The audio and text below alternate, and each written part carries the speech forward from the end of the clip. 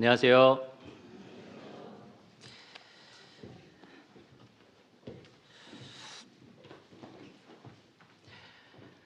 찬양 감사합니다.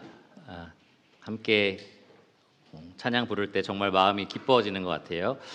오늘은 고린도전서 12장 말씀을 함께 보겠습니다. 고린도전서 12장 1절에서 11절까지 말씀을 가지고 성령이 각 사람에게 나누어 주시는 것이라는 제목으로 하나님 말씀을 나누겠습니다. 고린도전서 12장은 신약성경 278페이지 정도에 있습니다. 고린도전서 12장 1절 말씀이 이렇게 시작을 해요. 형제들아, 신령한 것에 대하여 나는 너희가 알지 못하기를 원하지 아니하노니. 신령한 것에 대하여라고 하면서 이제 새로운 주제를 시작하겠다라고 선언을 했습니다. 11장까지는 만찬 예배에 대해서 얘기를 했었고요. 그래서 함부로 먹고 다른 사람들은 굶주리고 이렇게 만찬 예배가 엉망진창으로 되고 있는 문제를 다뤘습니다. 12장부터는 이제 신령한 것들이라는 새로운 주제를 다루겠다라고 지금 알린 겁니다. 여기 신령한 것이 무엇이냐라는 질문이 이제 생겨요. 신령한 것, 푸뉴마티코스라는 헬라어 단어가 사용이 되었는데 이것은 영적인 특성을 가진 무언가를 가리킬 때 고린도전서에서 다양하게 사용이 되었습니다. 영적인 특성 혹은 영적인 통제를 받고 있는 무언가를 가리킬 때 사용이 됐습니다. 고린도전서 2장 15절과 3장 1절을 보면 신령한 자들에 대해서 신령한 자라는 표현을 사용을 했어요. 사람인 거죠. 영적인 특성을 가진 사람을 가리킬 때 이 신령한이라는 형용사가 사용이 되었습니다. 고린도전서 9장 1절에 보면 우리가 너희에게 신령한 것을 주었고 그러니까 육신적인 것을 받을 수 없느냐라고 질문을 했습니다. 바울이 말한 신령한 것은 영적인 것에 속한 복음을 말한 거예요. 영적인 지혜를 말합니다. 고린도전서 10장 3절과 4절에서는 그들이 신령한 음식을 먹었고 신령한 음료를 신령한 반석에서 마셨다라는 이야기를 했습니다. 똑같은 우리가 먹을 수 있는 음식이 아니었던 거예요. 하늘에서 하나님께서 내려주신 음식, 그리고 하나님께서 반석을 열어서 내주신 음료, 이것을 먹고 마셨다라고 얘기할 때 이것이 영적인 특성을 가졌다라는 의미로 신령한이라는 단어가 사용이 되었습니다. 그러면 고린도전서 12장에서 바울이 이제부터 내가 신령한 것을 말하겠다라고 했을 때 그 신령한 것은 무엇이냐? 바로 성령이 각 사람에게 나누어 주신 은사를 말합니다. 은혜로운 선물이라고도 불리는 영적 재능, 은사를 지금 말하고 있습니다. 은사에 대한 가르침이 12장에서 시작되어서 14장까지 이릅니다. 14장까지 굉장히 길게 이 은사에 대한 가르침이 이어지는데 이렇게 길게 다루고 있다라는 말은 무엇을 의미하느냐? 바로 고린도 교회가 이 은사를 심각하게 오해하고 있었다는 것을 의미합니다. 고린도 교회가 이 은사에 대해서 잘못된 이해를 가지고 있었던 거고요. 그리고 오용, 잘못 사용하는 것을 말하고 남용, 사용해야 될 수준을 넘어서는 그러한 사용을 하고 있었던 겁니다. 그래서 바울은 이 은사에 대한 가르침을 이렇게 길게 다루고 있습니다. 오늘날 여러분 혹시 오순절주의나 은사주의 운동 들어본 적 있으십니까? 오순절 날에 성령님이 임하셨을 때 제자들이 방언도 하고 예언도 하고 이렇게 신비로운 일들을 했던 것을 오늘날 우리도 할 수 있다라고 주장하면서 시작했던 운동입니다. 은사주의도 마찬가지로 성령의 이와 같은 은사, 고린도전서에 기록된 이 은사가 지금 우리도 할 수 있는 은사다라고 주장하는 사람들이 시작한 운동입니다. 19세기 미국에서 시작이 됐고요.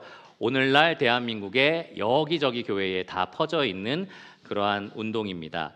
어떤 교회들은 아주 심각하게 이 은사주의의 영향을 받아서 갑자기 저 같은 사람이 설교하다가 받은 예언을 막 얘기하기도 하고요. 여기 지금 누군가가 무언가를 잃어버린 것 같은데요. 막 이렇게 하면서 이제 예언을 하기도 하고 갑자기 말하다가 이상한 외계어를 하면서 방언을 하기도 합니다. 그렇게 심각한 영향을 받은 교회도 있고 그렇게까지 심각하진 않지만 전성도가 같이 방언하는 기도를 하거나 그렇게 특별한 집회를 하는 그러한 교회들은 생각보다 많습니다. 대다수의 대한민국에 있는 교회들이 이 은사주의의 영향을 받았다라고 말할 수 있을 정도로 은사가 굉장히 많이 오해받고 있는 상황입니다. 그러니까 한국 교회를 봤을 때 은사란 이런 거구나라고 이해하기가 참 쉽지 않은 현실인 거고요. 은사는 이렇게 활용해야 되는 거구나라는 것을 보여줄 수 있는 교회들이 많이 없다라는 겁니다. 만일 사도 바울이 지금까지 살아 있었다면 그 문제를 반드시 다뤘을 겁니다. 각 교회마다 더 길고 자세하게 편지를 써서 그렇게 은사 활용하는 것은 성경적이지 않다라고 분명하게 바로 잡았을 겁니다. 저는 앞으로 12장에서 14장까지 몇 편의 설교를 통해서 그러면 정말 성경이 말하는 성령의 은사 활용은 무엇인가, 성령의 은사란 무엇인가를 좀 살펴보기를 원합니다. 브래들린 교회나 이제 유평교회에서 처음부터 쭉 지내셨던 분들은 은사에 대한 분별이 비슷하셔서 그렇지, 당연히 그렇지 이렇게 말씀을 들으실 수도 있는데요. 또 이제 다양한 배경에서 교회 생활을 하셨던 분들, 저도 이제 고등학교 때는 미션 스쿨도 있었고 그러면서 거기서 방언하는 것도 많이 지켜봤었거든요. 그리고 여기 통상리 쪽에 있는 교회에 초청을 받은 적이 한번 있는데 어렸을 때 청년 때였습니다. 친구들, 남사중학교 친구들이, 청년이 아니네요, 중학교 때네요. 그때 이제 초청을 받아서 다 같이 통성기도로 방언하겠습니다 이렇게 하시는 거예요, 앞에서. 그래서 할 줄 모르니까 가만히 있었습니다. 그러니까 지금 다른 교회에서 왔다고 안 하는 겁니까? 막 이렇게 앞에서 하셔가지고 어떻게 해야 되지 할 줄 모르는데 이렇게 당황했던 기억이 있습니다. 이러한 경험들이 있으신 분들은 과연 은사 활용이 그렇게 활용되지 않는다면 도대체 은사란 무엇인가라는 궁금증을 분명히 가지고 계실 겁니다. 그래서 성령님이 친히 교회에게 직접 나누어 주시는 은사, 그것이 무엇인지, 그 은사를 각각 사람들에게 나눠줘서 어떤 일들을 행하고 계시는지, 이 교회, 그리스도의 몸인 교회를 어떻게 세워 가시는지를 이 말씀 시리즈를 통해서 분명하게 우리가 깨닫기를 원합니다. 이 말씀을 통해서 우리가 은사 활용을 다른 많은 교회들처럼 이교적으로 하지 않고 성경적으로 하기를 원합니다. 반대로 신비로운 이 성령의 은사를 우리가 부정하고 그리고 활용하지 않는 그러한 죄를 돌이키고요.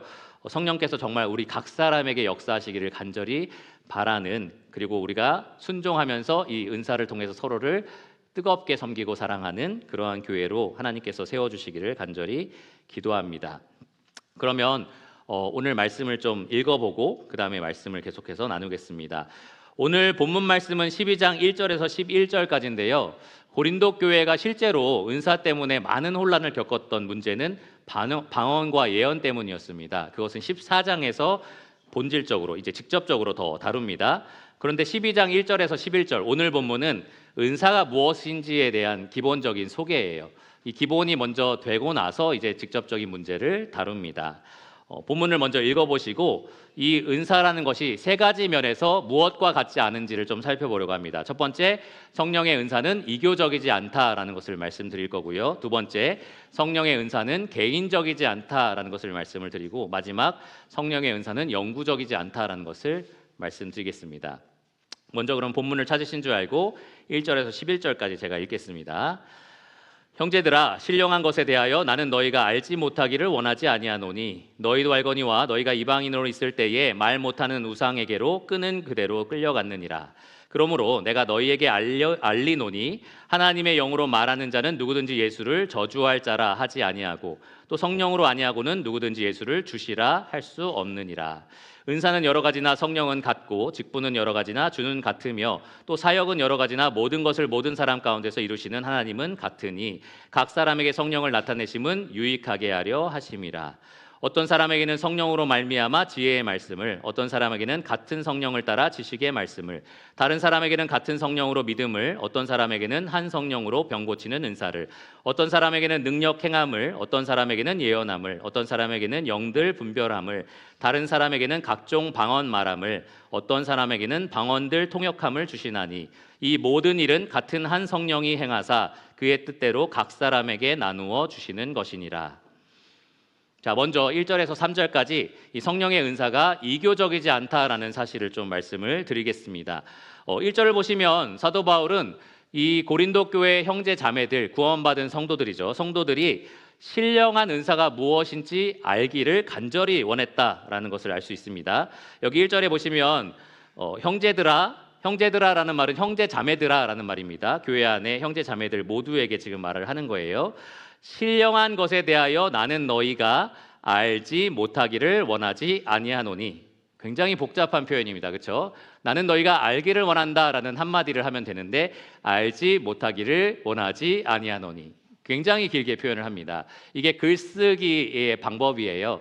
저도 어떤 글을 쓸 때에 모든 사람은 배고픔을 느낍니다. 이렇게 쓸 수 있잖아요. 그런데 그거보다 더 강하게 표현하고 싶으면 모든 사람은 한 사람도 빠짐없이 배고픔을 느끼지 않는 사람이 없습니다. 이렇게 이제 표현을 하기도 해요. 왜냐하면 그렇게 했을 때 더 강하게 느껴진다라고 생각이 돼서 그렇습니다. 사도 바울도 지금 이 말을 하는 것은 너희 모든 사람이 이 신령한 은사에 대해서 바르게 알기를 원한다라는 그 간절한 심정, 이 간절한 그 소원을 이렇게 전달하기를 원해서 그렇습니다. 그래서 아주 복잡하게 지금 표현을 하고 있어요.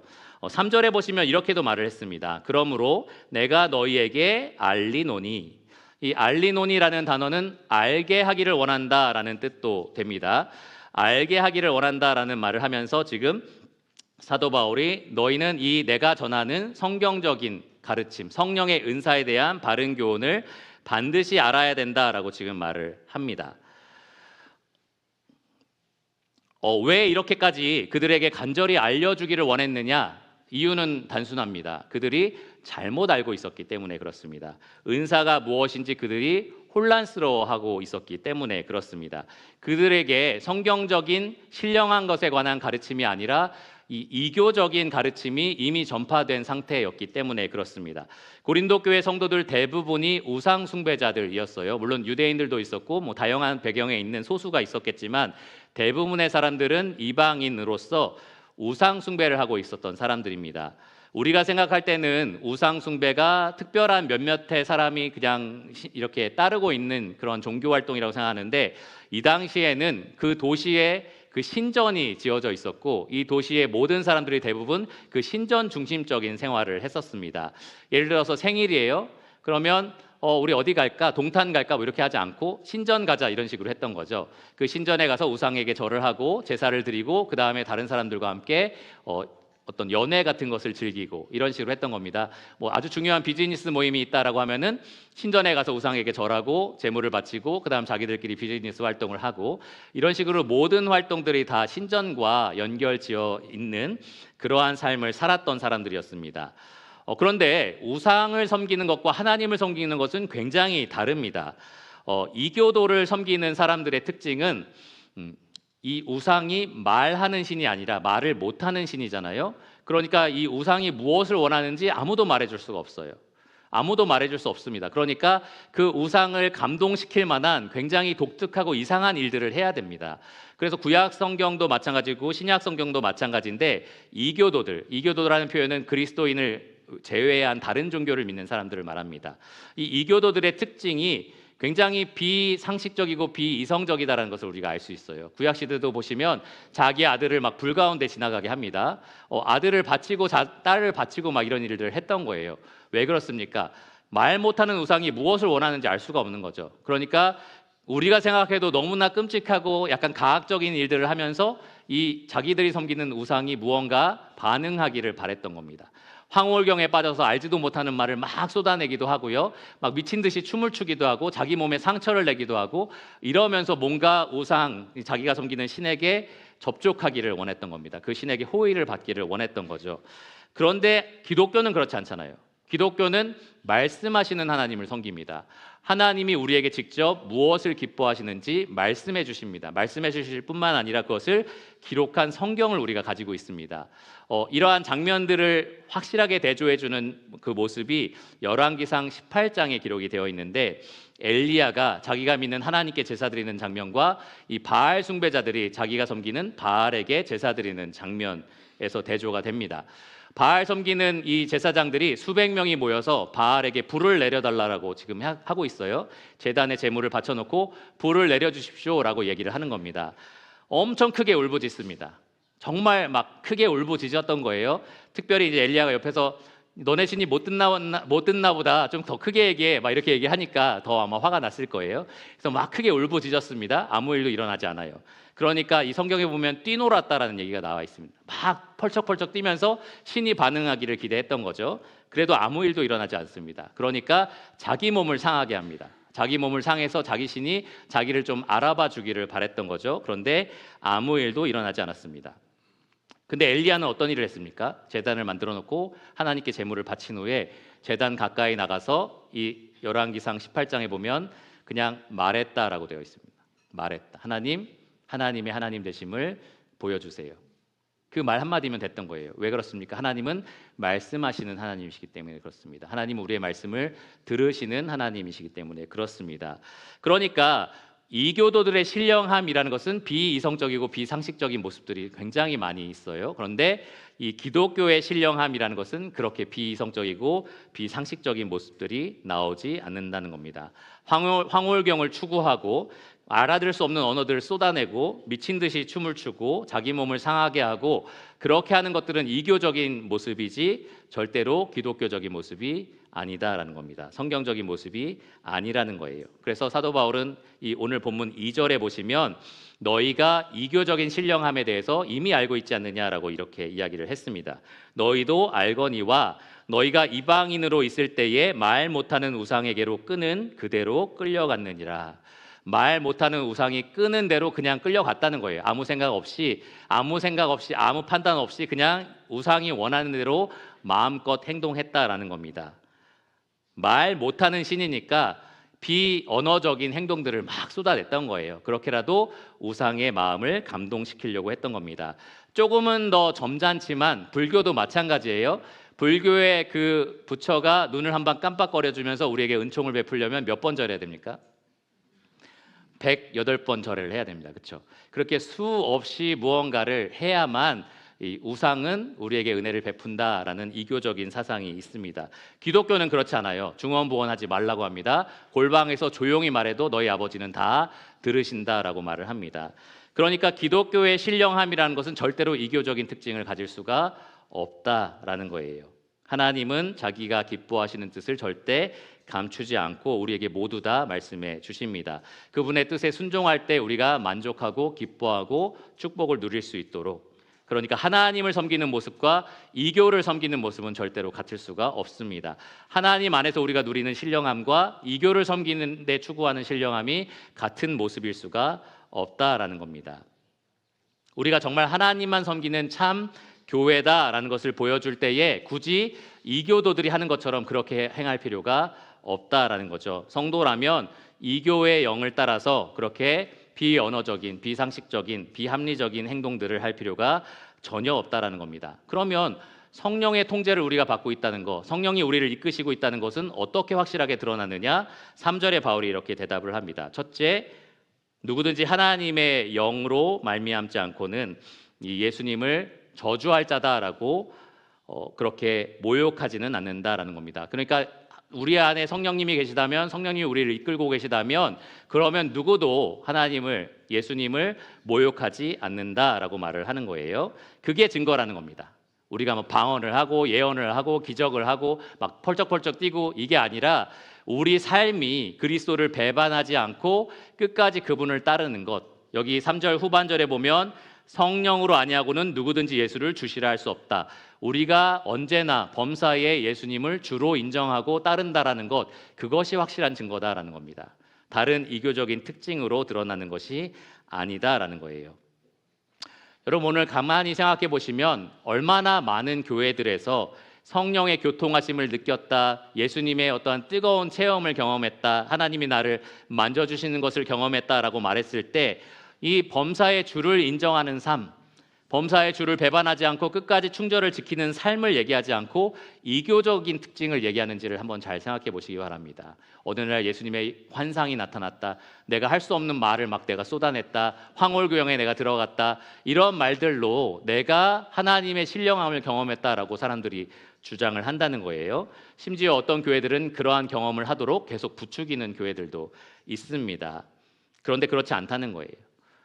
우리가 경험하는 하나님의 신령함, 우리가 경험하는 성령의 교통하심은 성령께서 우리 안에서 역사하셔서 예수 그리스도께 굴복하게 하는 것, 그것으로 나타난다는 겁니다. 성령께서 우리 삶에서 아무리 많은 시험과 유혹과 그리고 환란이 있을지라도 그럴지라도 우리를 끝까지 예수님을 배반하지 않고 따르는 자들로 만들어 주신다라는 겁니다. 그것이 성경이 말하는 신령함입니다. 제가 고등학교 때 미션 스쿨이기 때문에 채플 시간이 있었고, 공적인 채플이라 모든 학생들이 다 참석해야 됐어요. 그리고 매일매일 점심시간마다 밥을 빨리 먹은 학생들은 음악실에 모여서 예배를 드렸습니다. 저는 이제 예수님을 믿고, 그리고 여기 있는 다양한 배경의 교회에 있는 사람들과 함께 예배를 드릴 수 있다라는 기쁨을 가지고 그 음악실을 찾아갔었는데, 앞에서 찬양 인도하는 학생이 우리 반 아이였거든요. 그 친구였습니다. 그래서 그 아이가 이제 찬양을 인도할 때마다 가끔은 피아노도 치고 가끔은 기타도 치는데 펄쩍펄쩍 뛰면서 해요. 그리고 가끔은 피아노를 치고 뭐 기타를 치면서 막 알아들 수 없는 말들을 막 쏟아냅니다. 눈물도 막 쏟아내요. 그래서 야, 쟤는 진짜 하나님 사랑하나 보다. 예수님을 정말로 따르는 사람인가 보다. 왜냐하면 보여지는 모습이 정말 그 아이가 신령하다라는 생각이 들었습니다.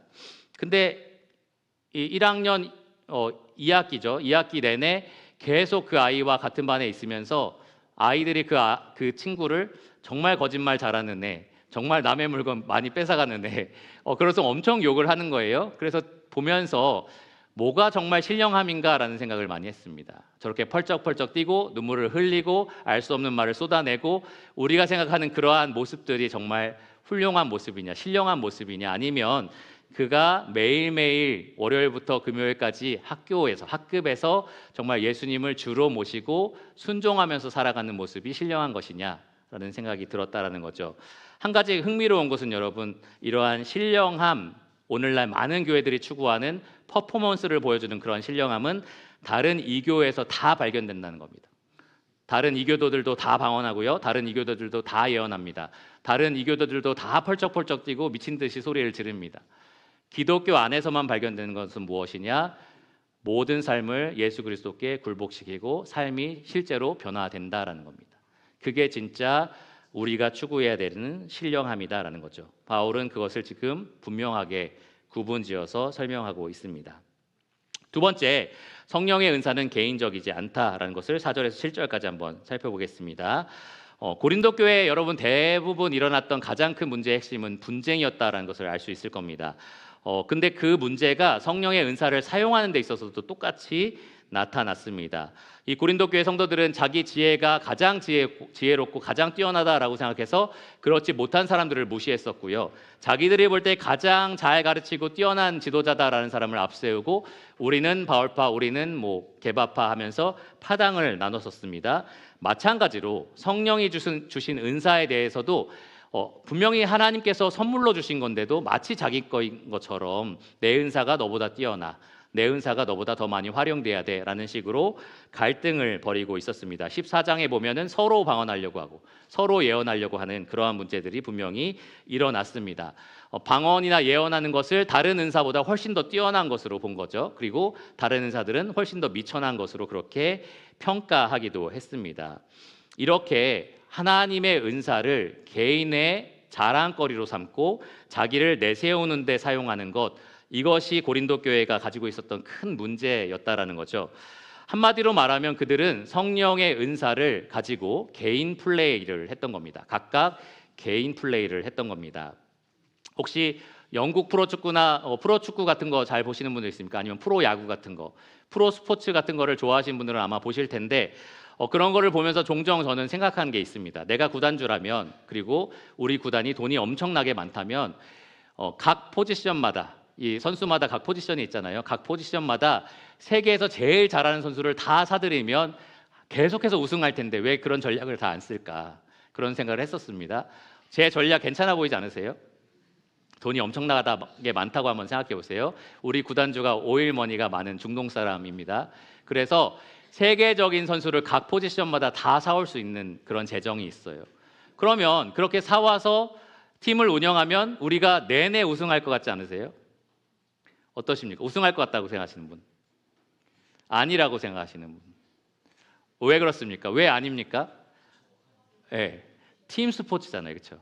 팀 플레이입니다. 세계적으로 다 기량과 실력이 뛰어난 사람만 다 모아놨는데도 오히려 그들이 한 팀이 되어서 일하지 않으면 서로의 실력을 깎아먹고요. 그리고 서로의 실력이 발휘되는 것을 방해합니다. 교회는 개인 플레이하는 곳인가요? 팀 플레이하는 곳인가요? 팀플레이 하는 곳입니다. 성령님은 이 교회의 코치신데요. 우리 각 사람에게 그 재능과 역할을 부여하십니다. 그러면서 하나의 플레이를 하라고 하시는 거예요. 하나의 팀 플레이를 하라고 우리에게 은사를 나눠 주시는 겁니다. 고린도 교회는 그 원칙에서 벗어난 거예요. 나에게 방언의 은사를 주셨어. 그러니까 이 은사가 이 교회에서 훨씬 많이 사용돼야 돼. 그러면 모든 성도에게 유익해 라는 생각을 가졌던 거죠. 이 은사가 다른 은사 가진 사람과 어떻게 조화를 이룰 것인지를 생각하지 않았던 겁니다. 그래서 바울은 4절에서 6절까지 이렇게 설명을 했습니다. 은사는 여러 가지나 성령은 같고 직분은 여러 가지나 주는 같으며 또 사역은 여러 가지나 모든 것을 모든 사람 가운데서 이루시는 하나님은 같으니. 지금 여러 가지가 있다라고 앞부분에서 이야기하고 바로 이어서 그러나 같은 것이 있다라는 것을 반복해서 이야기합니다. 여러 가지인 것이 세 가지가 나와요. 은사, 직분, 사역.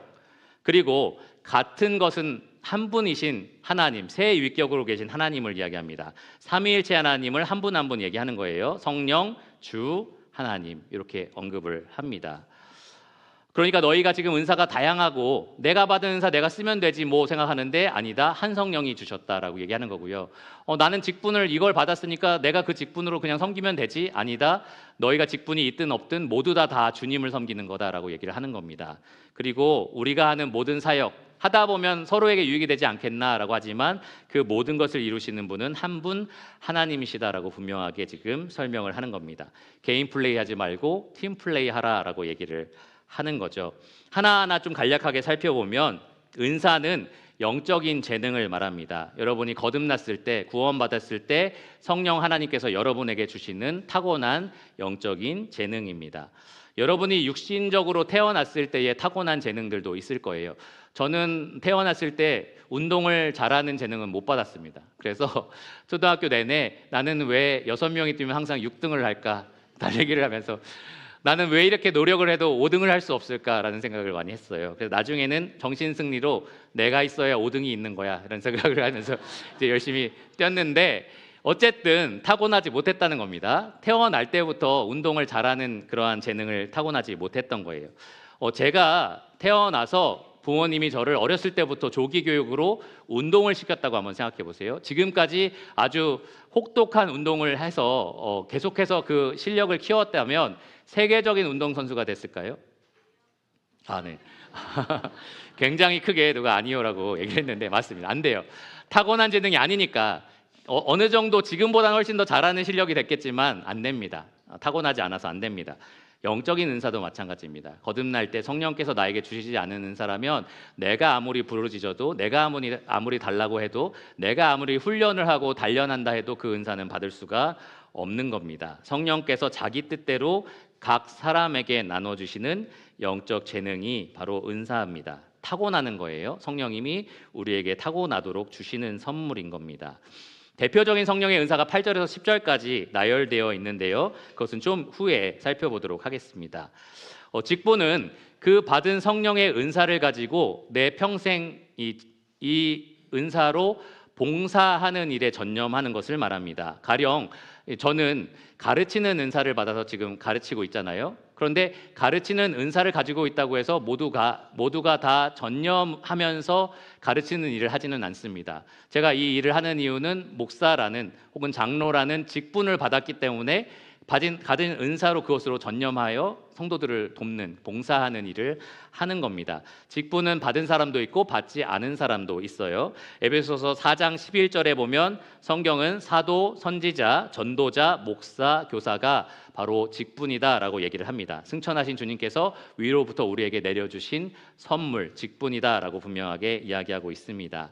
그런데 한 가지 착각하지 말아야 될 것은 직분은 섬김의 자리지 다스리는 자리가 아니라는 거예요. 다스리는 것이 역할이 될 수는 있지만 나는 성도보다 더 높은 곳에 있어 이렇게 말할 수 있는 그런 권력과 권세의 자리가 아니다라는 겁니다. 이 직분을 뜻하는 단어 자체가 디아코니아인데 일꾼, 봉사하는 사람, 특별히 식탁에서 허리를 숙이고 수건을 준비하고 밥 먹는 사람들에게 섬기는 사람, 그 사람들을 돕는 사람을 의미합니다. 그러니까 직분이 있는 사람이라고 해서 더 높다, 나는 더 사람들보다 권세가 있는 사람이다라고 생각하면 절대 안 된다라는 거예요. 하나님은 교회를 위해서 그렇게 직분 있는 사람들을 선물로 주십니다. 마지막 세 번째, 사역은 가장 포괄적인 개념이에요. 여기 계신 모든 분들이 사역을 하고 있습니다. 자기가 가진 은사로 하는 모든 일들이 다 사역이에요. 저는 가르치는 은사를 받았지만 이 설교하는 일뿐만 아니라 글 쓰는 일을 통해서도 가르치고요. 개인이 만나서 상담하는 일을 통해서도 가르칩니다. 그러니까 가르치는 은사로 하는 모든 일들이 다 사역이라고 말을 할 수 있을 겁니다. 여러분도 받은 은사가 다 있으신데요. 그 은사로 하는 모든 일들이 다 사역입니다. 이 은사 직분 사역이 여기 계신 모든 분들에게도 다 적용이 될 수 있어요. 가령 사도 바울은 사도라는 직분을 받아서 그 일을 행합니다. 그리고 가르치는 은사를 받아서 가는 곳곳마다 복음을 가르치는 일을 했습니다. 그리고 그의 사역은 이방 지역을 다 돌아다니면서 진리를 전하고 복음을 가르치고 또 교회를 세우는 일을 담당했었습니다. 여기 계신 모든 성도님들 거듭난 분이시라면 여러분이 받은 영적인 재능, 은사가 각각 있습니다. 나는 은사가 없다라고 생각하시는 분, 아직 발견하거나 뚜렷하게 모르겠다라고 하실 수는 있지만 분명히 다 있으세요. 여러분 거듭났다면 모두 다 성령께서 주신 은사가 있습니다. 그런데 다 똑같이 주시지는 않았어요. 다 다르게 주십니다. 같은 종류의 은사를 주실 수는 있어요. 이 자리에서 말씀을 전하는 은사를 가지고 일하는 형제님들이 몇 분 계십니다. 다 가르치는 은사를 받은 건 맞아요. 그런데 그 은사도 분량은 또 다르게 주십니다. 존 메가더 목사님과 제가 똑같이 가르치는 은사잖아요. 그런데 그 분량이 다르기 때문에 하나님이 쓰시는 그 범위도 영향도 달라질 수밖에 없다라는 겁니다. 그럴 때 나도 열심히 노력해서 그 정도의 영향을 끼칠 거야, 이렇게 하면 안 되는 거죠. 주신 은사의 분량이 각각 다른 겁니다. 여기 계신 모든 성도님들 직분이 다 다릅니다. 직분이 있는 분들도 있고요, 없는 분들도 있습니다. 그런데 우리 모두가 주님을 섬긴다라는 면에서는 같습니다. 우리 각각 하고 있는 사역이 다릅니다. 하는 일들이 달라요. 어떤 분들은 직장 가운데서도 일을 하고요, 어떤 분들은 교회에서 이것저것 다른 일들을 다 맡아서 하고 있습니다. 그런데 중요한 게 있어요, 여러분. 우리 받은 은사가 다르고 우리가 직분이 있거나 없고 그리고 우리가 하는 사역이 다 다르니까 각자 자기 할 거 알아서 잘하면 교회가 세워질까요? 각자 자기가 할 거 그냥 열심히 하면 교회가 자연스럽게 세워질까요? 그렇지 않습니다. 아까 말씀드린 것처럼 은사 활용은 개인 플레이가 아니라 팀 플레이라서 그렇습니다. 팀 플레이라는 말은 이렇게 은사를 사용해야 된다는 것을 의미합니다. 첫째, 우리는 각자 받은 은사를 자랑하거나 내세우거나 그것으로 경쟁해서는 안 됩니다. 제가 오늘 말씀을 마치고 내려가면서 앞에 있는 최주영 목사님을 바라보면서 봤지? 오늘 내가 한 거 봤지? 막 이러면서 자랑하거나 내세우면 되겠어요? 안 되겠어요? 안 되는 거죠. 누군가가 어떤 사람이 잘 가르쳤다, 어떤 봉사를 잘했다라는 얘기를 했을 때 나도 그 은사인데 나보다 저 사람이 왜 칭찬받고 인정받지? 그렇게 하면 안 된다라는 겁니다. 각각 자기 은사를 활용하는 사람들이 그냥 모여 있는 것이 아니고요, 함께 자기가 가진 은사로 함께 동역하기 위해서 모인 곳이 교회이기 때문에 그렇습니다. 성령님은 우리 각 사람을 불러내신 코치인 거예요. 그 코치님이 우리 각 사람에게 맡은 역할을 주셨습니다. 성령님은 우리 각 사람이 자기 역할만 하면 돼 라고 하는 게 아니라 그 역할을 통해서 함께 동역하기를 원하십니다. 우리는 그 성령님께 고용된 한 팀이라는 사실을 분명히 기억해야 됩니다. 우리가 은사를 사용할 때는 우리를 통해서 성령님이 나타나신다라는 것을 늘 기억해야 됩니다. 7절에 보시면 그래서 각 사람에게 성령을 나타내심은 이라고 말을 했어요. 성령님이 나타나셔야 된다는 거예요. 각 사람을 통해서 내가 나타나고 나의 은사가 드러나기를 바라는 게 아니라요, 나를 통해서 성령님의 지혜와 성령님의 능력이, 성령님의 은혜가 이 교회에 드러나기를, 다른 사람에게 끼쳐지기를 원하는 마음으로 은사 활용을 해야 되는 겁니다. 그래야 7절 마지막에 보면 유익하게 된다라는 겁니다. 유익하게 된다. 고린도 교회가 정확하게 그 반대를 했던 거예요. 나는 방언의 은사 받았으니까 내가 열심히 쓰겠다는데 뭐가 문제야? 옆에 있는 사람 나는 예언의 은사가 있으니까 이건 교회에 유익이 될 건데 이거 하면 뭐가 문제야? 라고 하면서 서로 경쟁을 벌인 거죠. 그래서 교회가 하나도 유익하지 않게 되었습니다. 유익은 우리가 동역할 때 일어나지요, 개별적으로 일한다고 일어나는 것이 절대 아닙니다. 직분도 마찬가지예요. 우리가 팀 사역을 한다면 직분도 나는 이들 가운데 높은 사람이야, 내가 권력과 권세를 가지고 있어 라고 생각하면 안 됩니다. 특별한 지위나 자리라고 생각해서는 안 되는 거예요. 우리가 직분을 가지고 있든 가지고 있지 않든 우리 모두가 주를 섬긴다라는 생각을 가져야 됩니다. 오늘 말씀에 말하고 있는 것처럼 직분은 여러 가지나 우리가 섬기는 주는 같다라는 생각을 항상 가져야 되는 거예요. 제가 신학교에 있을 때에 조니 에릭슨 타다라는 사람 사무실에 방문한 적이 있었는데 목 아래로 다 마비가 된 사람이에요. 아주 오랫동안 하나님을 원망하다가 구원받고 하나님의 이 주권을 인정하면서 자기처럼 이 불편함을 가지고 있는 사람에게 복음을 전하고 휠체어를 제공하는 아주 아름다운 사역을 굉장히 오랫동안 했던 여인이었습니다. 그래서 그 삶과 간증을 들으면서 입으로 막 그림을 그리는데 너무 아름답더라고요. 그런데 그런 걸 보면서 너무 감동을 받은 나머지 이 조니 에릭슨 타다의 비서 여자분에게 제가 이렇게 영어로, 짧은 영어로 제가 말씀을 드렸어요. 뭐라고 했냐면 감사합니다. 조니 에릭슨 타다를 섬겨주셔서 너무 감사합니다. 이렇게 얘기를 한 거예요. 보통 저의 영어 실력을 아는 사람이라면 제가 하고 싶은 말은 이거였겠지 하고 넘어가실 수도 있는데, 그분은 콕 집어서 저한테 NO라고 하시면서 나는 에릭슨 타다를 섬기는 게 아니라 주님을 섬긴다, 이렇게 얘기를 하시더라고요. 그래서 한 방 맞은 것처럼 제가 그 말을 하고 싶었는데 영어가 안 돼서 그런 거예요 라고 얘기를 하고 싶었는데 그 영어가 안 돼서 말을 못했습니다. 근데 들으면서 그게 맞다는 생각이 들더라고요. 주님을 섬기는 거잖아요. 결국은 주님을 섬기는 겁니다. 우리가 교회에 세워진 일꾼들에게 순종하고 그들을 따르는 이유도 다른 게 아니에요. 주님이 그렇게 하라고 했으니까 따르는 겁니다. 그 사람이 대단하고 그 사람이 권세가 있고 그 사람이 특별한 지위가 있어서가 아니라 주님이 말씀하셨기 때문에 순종하는 것뿐입니다. 그 직분을 가진 자도 마찬가지예요. 내가 더 높고 내가 더 뛰어나서 지금 그 일을 하는 것이 아니라 겸손히 섬기고 봉사하라고 주님이 세워두셨기 때문에 그렇게 주님을 섬김으로써 섬기는 겁니다. 자, 마지막으로 이 사역에 대해서 사도 바울은 이렇게 얘기합니다. 하나님이 너희가 여러 가지 사역을 하지만 모든 것을 모든 사람 가운데 이루시는 분은 누구라고요? 하나님이다라고 얘기를 합니다. 하나님. 그러니까 여러분 교회에서 무슨 일을, 어떤 곳에서 무슨 일을 하시든지 기억하셔야 돼요. 이 일을 결국 이루신 분은 하나님이시다. 내가 아니라, 나의 지혜가 아니라, 나의 봉사가 아니라, 물론 그것이 들어간 건 사실이지만 이 모든 것을 나를 통해서 이루신 분은 하나님이시다라는 생각을 가지셔야 됩니다. 그 생각을 벗어나면 어떤 일이 일어나느냐? 내가 이렇게까지 봉사했는데 왜 아무도 안 알아줘? 왜 아무도 인정하지 않아? 라고 하면서 시기심이 생깁니다. 내가 이렇게 일해서 교회에 덕이 됐고 유익이 됐으면 그러면 감사가 흘러나와야 되는데 그러지 않은 거죠. 아무도 나를 인정해 주지 않기 때문에 좌절감을 느끼고요.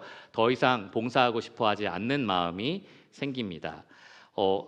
칭찬과 인정을 기대했는데 그것이 이루어지지 않을 때 좌절감을 느끼는 거죠. 그리고 이렇게 일한 것에 대해서 뭔가 알아줬으면 하는 마음이 생깁니다.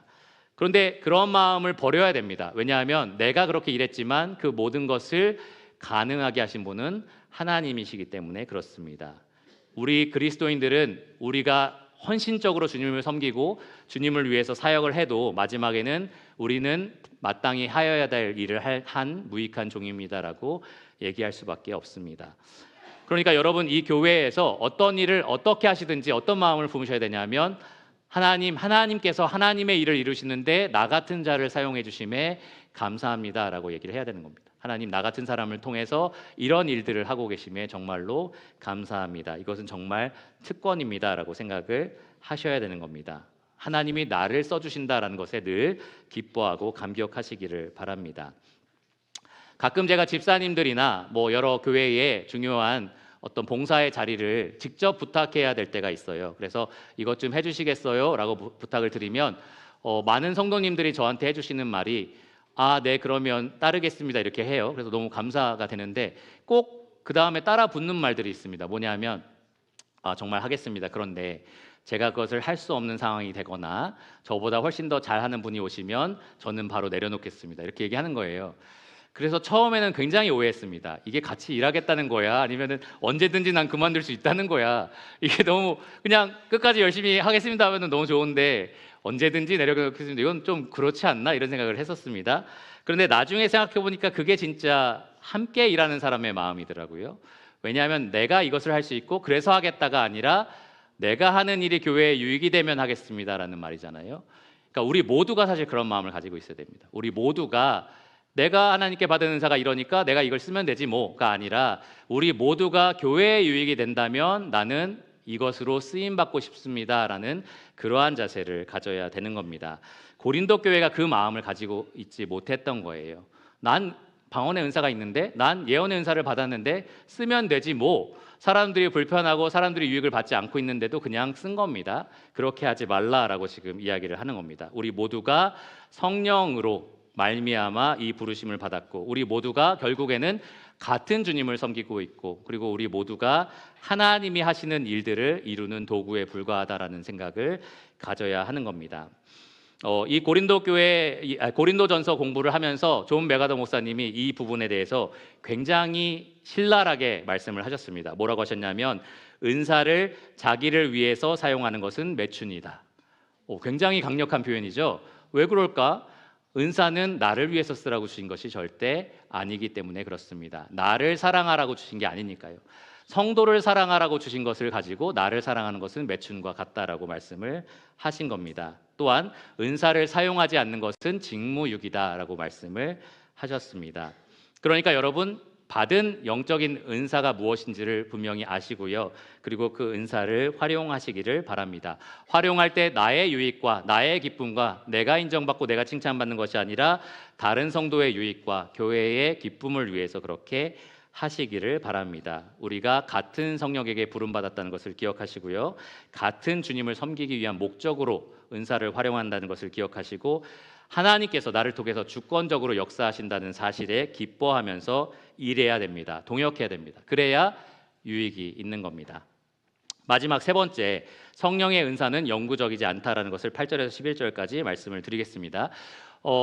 사실은 8절에서 11절까지 사도 바울이 말하고자 하는 본래 의미는 어떤 은사는 영구적이지 않아, 이걸 말하려고 쓴 것은 절대 아니에요. 왜냐하면 이 당시에만 해도 고린도 교회에 바울이 말하는 이 은사들이 실제로 활용되고 있었기 때문에 그렇습니다. 사라졌던 것이 아니라 그때 있었던 은사였던 거예요. 그러니까 이 몇몇 가지는 없어질 거야 라는 의도로 이 말씀을 기록한 건 아닙니다. 다만 성령님께서 이러한 다양한 은사를 너희에게 주셨다라는 것을 말하려고 이것을 기록한 겁니다. 8절과 9절을 보시면 그래서 성령이라는 말이 굉장히 많이 나옵니다. 성령으로 말미암아 같은 성령을 따라 8절에 나오고요. 9절에는 같은 성령으로 한 성령으로, 그러니까 성령님이 이 다양한 것들을 너희에게 주셨어라고 말하려고 이 본문을 쓴 겁니다. 그리고 8절에서 10절까지 기록된 이 은사의 목록이 완벽한 목록도 아니에요. 이 외에 다른 은사들도 있습니다. 이 12장 뒷부분에 보시면 방언, 예언 같이 겹치는 것도 있지만 섬기는 것, 봉사하는 것 같이 여기에 없는 목록들도 나옵니다. 그러니까 성령의 은사는 여기에 있는 목록 이상의 다양한 것들이 분명히 있다라는 거예요. 바울은 8절에서 10절의 말씀을 통해서 이 모든 것이 한 성령님을 통해서 각 성도에게 그분 뜻대로 나눠졌던 거다라고 분명하게 이야기합니다. 그래서 11절을 보시면 결론적으로 이렇게 쐐기를 박아요. 이 모든 일은 같은 한 성령이 행하사 그의 뜻대로 각 사람에게 나누어 주시는 것이니라. 그러니까 오늘날 많은 교회들이 방언을 연습해서 얻으려고 하고요, 방언의 은사를 위해서 기도하라고 하는데 그렇지 않다는 거예요. 성령님이 원하시는 대로 몇몇 사람들에게만 이러한 은사를 나눠 주신다라는 거예요. 전 성도에게 어떤 한 은사를 일괄적으로 나눠 주신 적이 없습니다. 각각 성도들에게 맞는 은사를 성령님은 주십니다. 그런데 저는 이 8절에서 11절 본문을 통해서 이 중에 몇몇 은사들은 성령님이 오늘날 나눠주시지 않고 있다라고 말을 하려고 합니다. 두 부류로 우리가 나눌 수 있는데 본문에서는 세 부류로 나눠지는데 제가 두 부류로 분류를 한 겁니다. 여기 8절에서 11절을 보시면 혹시 눈치채신 분이 있을지 모르겠어요. 어떤 사람이라고 말하다가 갑자기 다른 사람이라는 말이 있습니다. 9절에 보시면 다른 사람이라고 이야기가 되고요. 또 어떤 사람 하다가 10절 중반에 보면 또 다른 사람에게는 이라고 이야기가 됩니다. 왜 다 어떤 사람이라고 통일하지 않고 다른이라는 다른 단어가 쓰여졌을까? 그래서 다른은 새로운 분류를 시작할 때 이렇게 사용됐다라고 말을 합니다.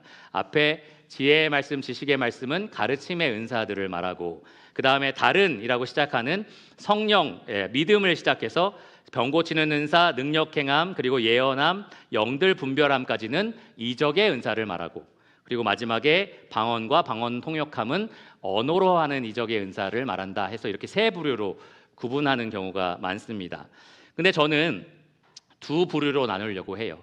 지혜의 말씀, 지식의 말씀은 영구적인 은사다라고 말씀을 드리고요. 그리고 그 이후에 있는 모든 은사들은 일시적인, 그래서 지금은 중지된 은사라고 말씀을 드립니다. 좀 설명을 드리겠습니다. 먼저 영구적인 은사, 가르치는 은사예요. 8절에 나와 있는 말씀입니다. 지혜의 말씀과 지식의 말씀이라는 은사입니다. 아까 은사가 영적인 재능이라고 했는데요. 하나님은 어떤 거듭난 사람에게 이러한 지혜의 말씀, 지식의 말씀을 전할 수 있는 능력을 주십니다. 지식의 말씀은 성경 본문의 각 구절이 어떤 의미인지를 정확하게 풀어서 설명해 낼 수 있는 능력과 관련이 되어 있어요. 그럼 지혜의 말씀은 무엇이냐? 그 말씀의 의미를 삶에 어떻게 구석구석 적용해야 하는지 지혜롭게 풀어서 설명해 줄 수 있는 능력과 관계가 있습니다. 한마디로 말하면 사도 바울이 에베소서에서 이 남편과 아내에게 어떤 말씀을 주셨습니까? 라는 것에 정확한 대답을 줄 수 있는 사람이 지식의 말씀의 은사를 받은 사람이라면, 그러면 이것을 지금 우리 분쟁 가운데 있는 부부 관계에 어떻게 적용해야 될까요? 라고 할 때 지혜를 줄 수 있는 것이 바로 지혜의 말씀의 은사라고 할 수 있습니다. 그런데 칼같이 구분하기는 어려워요. 어떤 사람은 지혜가 제로라서 어떤 의미인지 알겠는데 어떻게 적용하는지 하나도 모르겠네요. 뭐 이렇게 하지는 않는다라는 거죠. 어느 정도 중첩되기는 합니다. 그런데 여러분도 느끼셨을 거예요. 말씀 전하는 은사 있는 사람들이 정확한 걸 잘 전달하는 사람이 있는가 하면 이것을 삶의 각 부분에 아주 자유롭게 지혜롭게 조언해 줄 수 있는, 상담을 잘하는 그러한 이 가르치는 은사 있는 사람도 분명히 있습니다. 여러분도 느끼시죠? 네, 분명히 그렇게 구분이 되기는 한다라는 겁니다. 한 가지 참고로 헷갈리시면 안 되는 부분이 있는데요. 타고나기를 이 육적인 재능이 잘 가르치는 사람이 있어요. 그래서 교사를 하고 있고, 그리고 머리가 너무너무 좋아서 잘 알고 있는 사람들이 있습니다. 좋은 대학도 나오고, 그리고 많은 것들을 방대하게 알고 있고, 또 그것을 잘 설명해내는 그러한 사람들도 분명히 있어요. 그 사람은 지혜와 지식의 말씀을 잘 전달하는 능력도 같이 있을까요? 그렇진 않아요. 영적인 은사와 육적인 은사가 꼭 일치하지는 않는다라는 겁니다. 어떤 육신적인 은사들이 그렇게 대단해서 많이 알고 잘 설명하는 실력이 있는 사람들도 생각보다 지혜와 지식의 말씀을 전달하는 데는 전혀 은사가 없는 경우가 분명히 있습니다. 그래서 혼동하시면 안 돼요. 영적인 은사입니다. 성령이 주시는 은사인 겁니다. 자, 이제 두 번째 부류를 좀 살펴볼 건데요. 두 번째 부류는 일시적인, 지금은 중지됐다라고 믿고 있는 이적과 관련돼 있는 은사입니다. 9절과 10절 나와 있는 은사들입니다. 믿음, 병 고치는 은사, 능력 행함, 예언함, 영들 분별함. 이것이 영구적이지 않다라고 제가 말씀드린 이유는 오늘날 이것이 동일하게 나타나고 있지 않은 것이 명백한 사실이기 때문에 그렇습니다. 예수님 시대와 사도들 시대, 이 고린도전서가 기록되어 있을 때는 사도들이 살아있을 때잖아요. 그때는 분명히 나타난 것이 맞습니다. 그런데 오늘날 이것이 똑같이 나타나느냐? 그렇지 않다라고 생각을 하는 겁니다. 성령께서 이런 놀라운 일을 행할 수 없느냐? 아니요, 행하실 수 있습니다. 그런데 은사라는 것을 통해서 어떤 성도에게 이런 능력을 주셔서 그 성도로 하여금 가는 곳곳마다 이러한 은사를 활용하게 하시느냐? 그렇지 않다라는 겁니다. 예수님처럼, 사도들처럼, 이 고린도 교회 성도들처럼 오늘날은 그렇게 행하는 사람이 없다라는 것이 저의 믿음입니다. 그리고 성경의 가르침이라고 저는 믿습니다. 짧게 간략하게 하나씩 한번 점검해 보겠습니다. 믿음 없으신 분, 다 믿음 있잖아요. 근데 여기서 말하는 믿음은 그러한 일반적인 구원 얻는 믿음이라든지 하나님 약속을 믿는 믿음이 아닙니다. 믿음으로 산을 옮길 만한 믿음, 들어본 적 있으시죠? 고린도전서 13장 2절에 기록되어 있는데 정말 믿음으로 이적을 일으키는 그러한 은사를 말합니다. 히브리서 기자는 사라가 믿음으로 잉태했다라고 말을 하고요, 모세가 믿음으로 홍해를 건넜다라고 말을 하고, 여호수아는 믿음으로 여리고성을 무너뜨렸다라고 얘기를 합니다. 어떤 사람은 믿음으로 나라를 이기고 믿음으로 사자의 입을 막았다라는 말씀이 기록되어 있습니다. 실제로 믿음으로 이렇게 놀라운 기적을 일으키는 은사가 이 믿음의 은사입니다. 이 가운데 혹시 믿음의 은사 받으신 분 있으십니까? 산을 옮길 만한 믿음 있으신 분, 만약에 이 은사가 있으신 분이 있다면 월요일에 단 한 방에 이 잔디밭에 있는 흙을 저쪽 옆으로 옮겨주시기 바랍니다. 일하지 않아도 될 수 있도록. 없어요. 지금은 그런 은사가 있는 사람이 없습니다. 하나님이 그런 역사를 이루실 수 없느냐? 있어요. 하나님 하실 수 있습니다. 충분히 지금도 하실 수 있어요. 그런데 어떤 사람에게 그런 믿음의 은사를 주셔서 그 사람이 가는 곳곳마다 그런 일을 행하게 하시느냐? 그렇지 않다라는 겁니다. 두 번째, 병 고치는 은사. 이게 무엇일까? 예수님과 사도들이 했던 그것을 보면 우리가 충분히 알 수 있습니다. 예수님과 사도들은 어떤 병자든지 가리지 않았어요. 어떤 병자든지 원하면 고치실 수가 있었습니다. 병이 호전되거나 통증이 완화되는 수준이 아니었어요. 새로운 팔이 나오고 새로운 눈이 생기고 새로운 다리가 생기는 그러한 창조의 기적이었습니다. 그러한 병 고치는 은사가 오늘날 있느냐? 없다는 겁니다. 하나님이 병을 고치실 수 있느냐? 있습니다. 그러나 어떤 한 사람에게 그런 병 고치는 은사를 주셔서 그가 가는 곳곳마다 원하면 병을 고치고 계시느냐? 그렇지 않다라는 겁니다. 그 다음에 능력 행함입니다. 능력 행함은 병 고치는 것 외에 초자연적인 역사를 말하는데, 예를 들어서 귀신을 내쫓거나 만물을 다스리는 것, 바다를 잔잔하게 하는 거죠. 혹은 죽은 자를 살리는 것, 혹은 산 자를 죽이는 것. 사도들 같은 경우는 네가 성령을 속이느냐라고 하면서 그 가운데 바로 사람의 영혼이 떠나도록 하는 역사를 이루었습니다. 이러한 놀라운 능력을 행하는 것이 예수님 시대에 있었고 사도들이 행했었고 이 고린도 교회의 사람들이 있었다는 거죠. 그런데 오늘날 이러한 일들이 있느냐? 없습니다. 그 누구에게 성령님이 이런 은사를 주셔서 가는 곳곳마다 이런 은사를 활용하게 하시고 있지 않다라는 겁니다. 이런 기적들이 이 당시에 있었던 것, 이런 은사들이 성도들에게 주어졌던 것은 그 당시에 분명한 목적이 있었기 때문입니다. 성경이 완성되지 않았고요. 누구도 복음의 처음부터 끝까지를 다 가지고 있지 않은 상태였습니다. 그러니까 교회마다 사람들이 복음을 전하고 말씀을 전할 때에 그게 진짜 하나님으로부터 온 것이다라는 것을 확증하는 증거들이 필요했던 거예요. 그래서 하나님은 이런 은사를 성도들 가운데 주셔서 이들이 가르치는 복음은 진짜 참 복음이다. 이들이 말하는 그리스도는 진짜 하나님이시다라는 것을 증언했던 겁니다.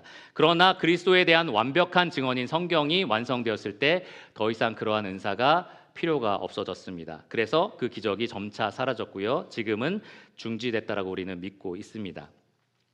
자, 나머지 예언함부터 방언 통역까지는 14장에서 더 자세하게 다룰 예정입니다. 그런데 간략하게 말씀을 드리면 예언은 하나님의 말씀을 사람들 앞에서 증거하는 능력입니다.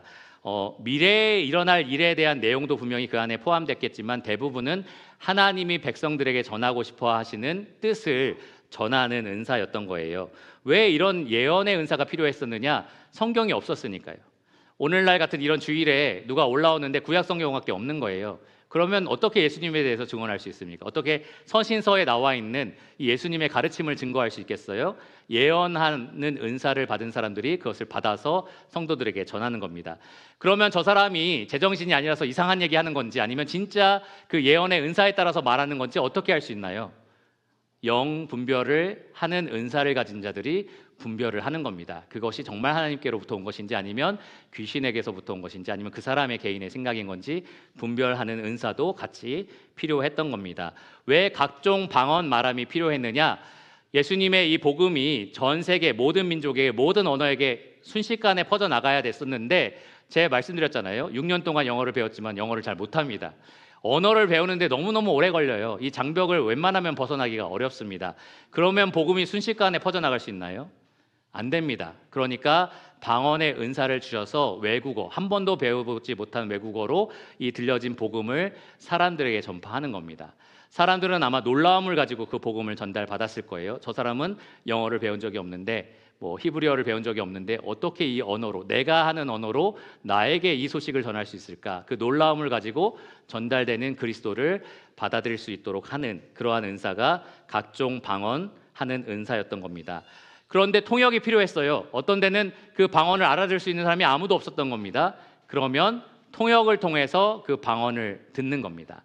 이 복음을, 이 진리를 통역을 통해서 들어야 했기 때문에 통역하는 은사도 하나님이 같이 주셨습니다.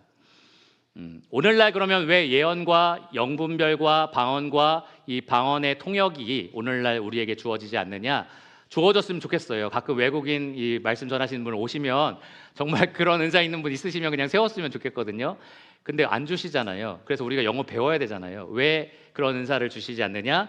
모든 나라 모든 민족에게 그들의 언어로 하나님 말씀이 선포되고 있기 때문에 그렇습니다. 완성된 그리스도의 증언이 지금은 모든 나라 모든 민족에게 전달되고 있기 때문에 그렇습니다. 그래서 사도 바울은 고린도전서 13장에 하나님의 사랑은 영원할 것이다 라고 말을 하면서, 하지만 예언도 패하고 방언도 그칠 것이다 라고 말을 했습니다.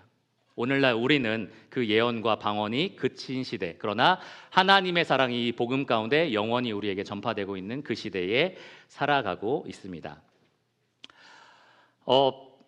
제가 이제 은사주의 있는 교회들을 조금 방문하면서 가끔은 우리가 이 놀라운 것들을 그냥 놓치고 사는 것이 아닌가, 이것들을 그냥 간과하면서 사는 것이 아닌가라는 생각을 할 때가 있었어요. 저들은 뭔가 하나님을 정말 만난 것처럼 뜨거워서 방방 뛰고 있는데 내 안에는 그러한 뜨거움이 안 일어나고 있으니까 뭔가 그들이 누리고 있고 갖고 있는 대단한 것들을 나는 다 놓치고 무시하고 살아가고 있는 건 아닌가라는 생각을 했던 거예요.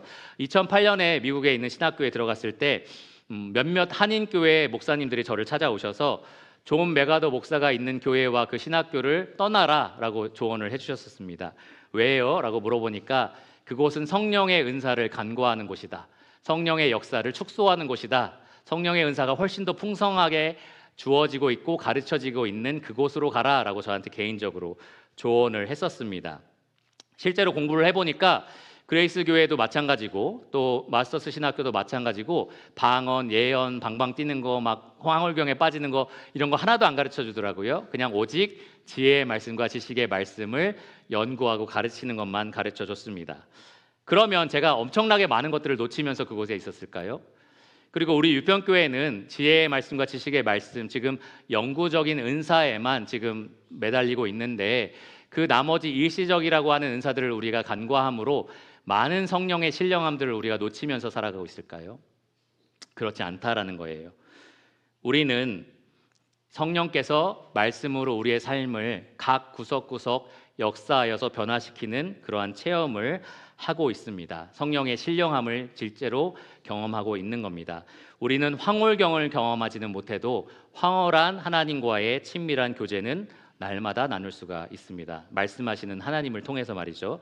그리고 우리는 온갖 기적과 치유를 경험하지는 못하지만 날마다 우리를 아들의 형상으로 빚어가시고 고쳐주시는 하나님의 손길을 경험하고 있습니다. 우리는 신비주의를 배척하고 있지만 신비로운 하나님은 절대로 멀리하지 않습니다. 그 신비로운 하나님과 영원한 생명을 누리면서 살아가고 있습니다. 그러니까 여러분, 성경이 말하는 신령함을 추구하시기 바랍니다. 이교적인 신령함은 멀리 하시기를 바랍니다. 여러분이 받은 성령의 은사를 가지고 개인 플레이하지 마시고요, 함께 일하는 교회가 되기를 원합니다. 일시적인 은사, 영구적이지 않은 은사에 매달려서 어떻게든 하나님을 뜨겁게 체험해야겠다라고 노력하지 마시고요, 영구적인 하나님의 사랑과 지혜가 담겨있는 하나님 말씀에 집중하셔서 그 말씀이 성령의 능력으로 여러분 삶을 변화시키는 그 신령함을 추구하시기를 바랍니다. 그러면 여러분 조금도 간과하지 않고 조금도 축소하지 않는 이 신령한 것들을 풍성히 누리는 교회가 되실 겁니다. 기도하고 말씀을 마치겠습니다. 하나님 감사합니다. 우리에게 이 귀한 말씀을 주셔서 성령의 은사에 대해서 온갖 혼란스럽고 복잡한 잘못된 가르침이 난무한 이 세상 가운데 올바른 것들을 추구하고 붙잡을 수 있게 하여 주시며 감사를 드립니다. 하나님, 우리는 하나님의 살아계심을 믿고 또 성령께서 우리 가운데 은사를 주셔서 이 교회를 세우고 있음을 믿습니다. 하나님, 우리 가운데 이 성령이 더욱더 활발하게 일하실 수 있도록, 더욱더 우리 삶을 변화시키실 수 있도록 우리 삶을 내어드리게 하여 주시기를 원합니다. 우리에게 맡겨주신 은사를 우리가 활용하여서 교회를 함께 일으켜 세워주게 하여 주시기를 원합니다. 각자 일하는 것이 아니라 함께 일하게 하여 주시고 또 하나님만 의지하면서 말씀하시는 하나님 앞에 나아가게 하여 주시기를 원합니다. 우리가 이 세상 가운데 성령의 은사가 무엇인지를 우리가 모여서 드리는 예배와 우리가 각자 흩어져서 살아가는 삶을 통하여 세상 가운데 분명하게 드러내 보일 수 있도록 성령의 나타내심이 유평교회 각 성도를 통해서 분명하게 드러나게 하여 주시기를 간절히 구합니다. 모든 것을 예수 그리스도 이름으로 감사하며 기도드렸습니다. 아멘.